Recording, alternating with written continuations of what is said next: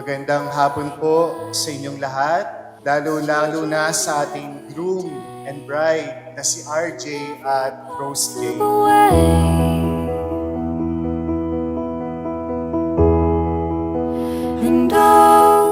Ngayon pa lang mga kapatid, binabati ko na kayo sa inyong bagong yugto ng buhay.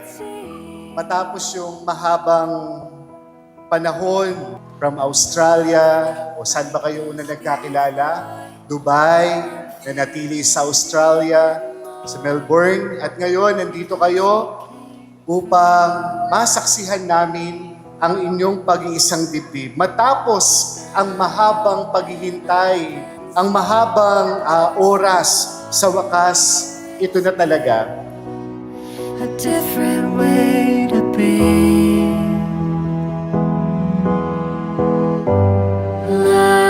Ladies and gents, it is with great pleasure and honor do I present to you tonight Mr. and Mrs.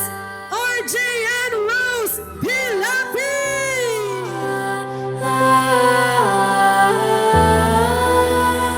I want more.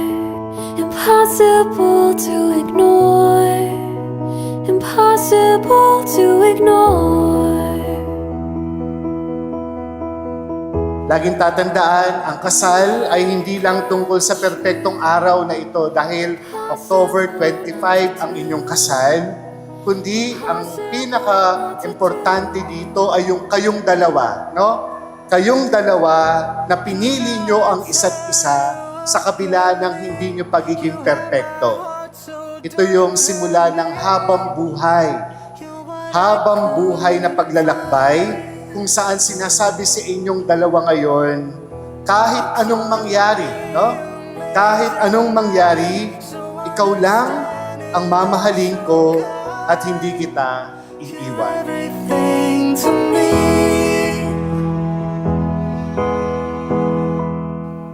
Rose J, bukal ba sa iyong loob ang iyong pagparito upang makaisang dibdib si RJ na iyong pakamamahalin at paglilingkuran habang buhay?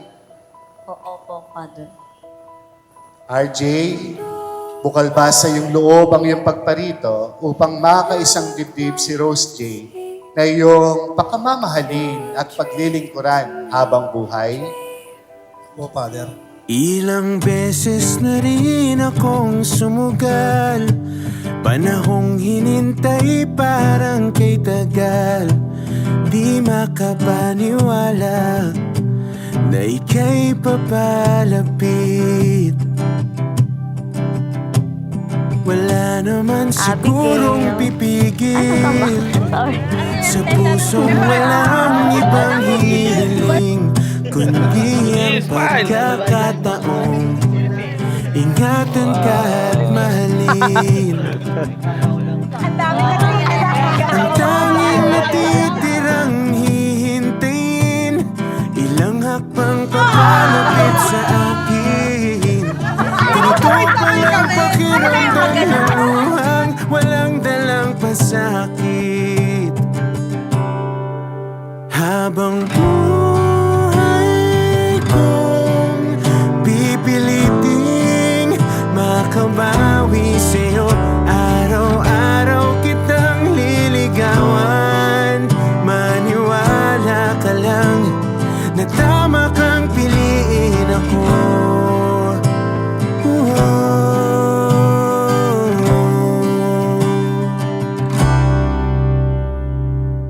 Huwag ninyong hanapin ang kaligayahan sa ibang tao o sa ibang bagay. Ang pinagmumulan ng tunay na kaligayahan ay nasa inyo, sa isa't isa at sa Diyos. Ano? Lagi niyo tatandaan iyan.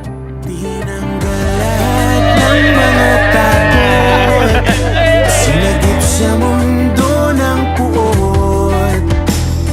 Ika'y naging lilim nung bagyo'y dumating, at sumpang mananatili kahit pa dumilim. Alam kong di ko hawak ang yaman ng mundong ating ginagalawan, ngunit aking sinta, pangako sa'yo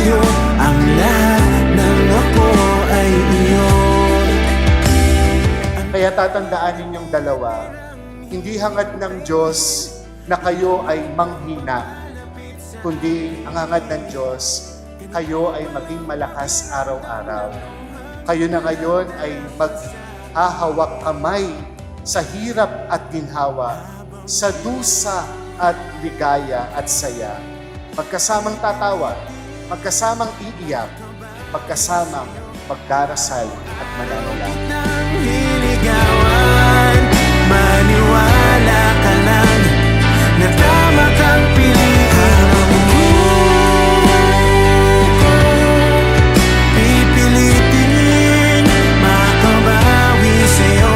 Araw-araw kitang liligawan, maniwala ka lang na tama kang piliin ako. Pipilitin makabawi sa'yo. Araw-araw kitang liligawan, maniwala ka lang na tama kang piliin ako.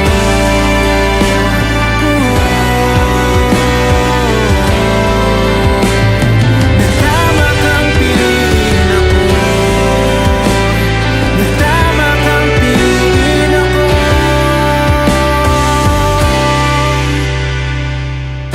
Ngayon, pinili niyong lumapit sa altar, humarap sa Diyos. Araw-araw, kailangan ninyong piliin ang isa't isa habang buhay.